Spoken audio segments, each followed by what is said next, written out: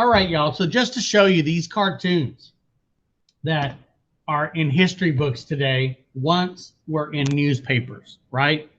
Nobody knowing that, hey, that's going to be a famous one someday. It's going to be in the history books. And as a person who was a newspaper editor in high school, I was the newspaper editor for our little school newspaper. I remember these kind of things, man. You would put together the stories, we'd do our layouts, and you're like, man, I got a corner here I got to fill. I got some space. Well, one of us would make a cartoon or something like that. And so that's kind of what Nass did. And this is one of his very first cartoons. Now, the person here, y'all, we look at him, his head is literally money. Money is what drives him. He's all about, not the bass.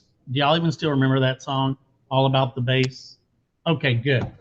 It's just like, man, it's like if somebody's like 4 or 5 years old, it's like, Mr. D, my parents listened to that. But anyway, he's all about the bucks, right? He's all about the money. That's all he cares about, right? Now, if we zoom in on the caption, right, that's what you call these things, the brains. He is the brains behind the Tammany victory, the Democrats winning at this, or this particular group of Democrats winning at the Democratic Convention in Rochester, New York. So this guy made the Tammany candidates, y'all, beat the other Democratic candidates. So he's the brains behind it. Little do people know, y'all, what a big relationship, and not a good one, as you guys will see, but a very important one, will develop between Thomas Nast, the guy who drew this cartoon. You can see his signature down here, and Boss Tweed would happen. So let's look at Thomas Nast. Normally we don't spend time, y'all, on political cartoonists, but this guy actually made things happen. His cartoons turned out to be so important. And occasionally we'll do this. In fact, one of the things I'm thinking of maybe doing this summer, y'all, I'd like to have a little kind of niche on the internet with some of my things that I teach. And, you know, there's so many great things out there already that teachers do. And I can't add a whole lot to the discussion, but I thought nobody really talks about cartoons very much. Nobody really ever analyzes these things. And since they usually appear on your AP test, at least one or more, I think it's really important that students know, A, the cartoonist, but also know how to analyze those cartoonists. So Thomas Nast, y'all, he was a German American. I think he was born here, but his parents may have been immigrants. Heck, he himself may have been an immigrant, which makes his dislike of the Irish, y'all, kind of ironic, don't you think? Like rain on your wedding day. Anyway, so he went after Boss Tweed. He went after Tammany Hall. And I like this colorized cartoon here, y'all, of Boss Tweed and the police, okay?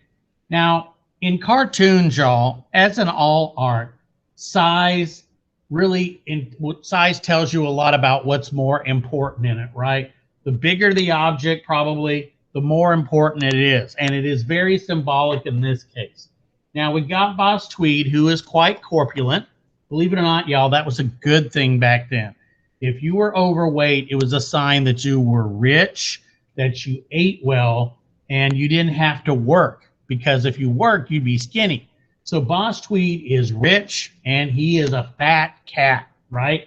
Now, if you look at him here, look at him, y'all. His eyes. He is literally looking down at the cop. Now, what does the cop symbolize? Law, right? The cop symbolizes law, the legal authorities, y'all. He is literally looking down at them. And look at his smile.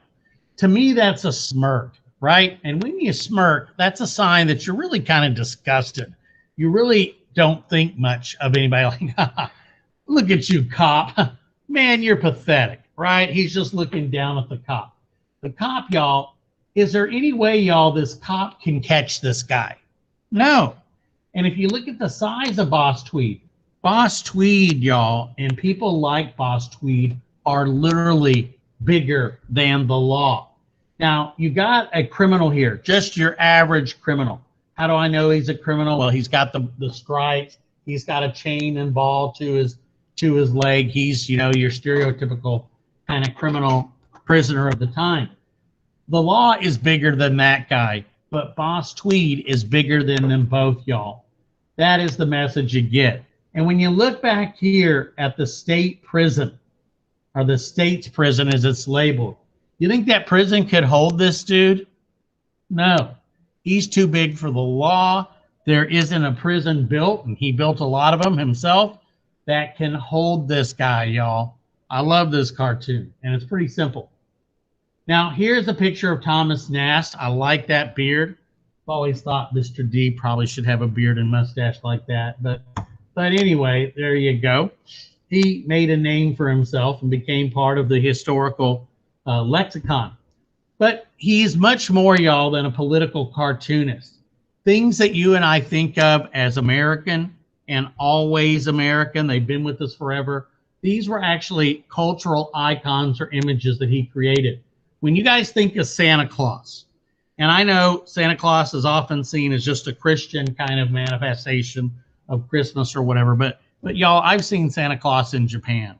I've seen Santa Claus in lots of places where they aren't necessarily Christian. It seems to be like it's entered the mainstream of all thought now. When you think of Santa, you think of the jolly old fat man, and I can say fat since, you know, I'm fat, right? So I don't need permission. But anyway, the jolly old fat man with the big belly, with the big white beard, even the red hat on top. There you see the holly leaves. That is his invention, y'all.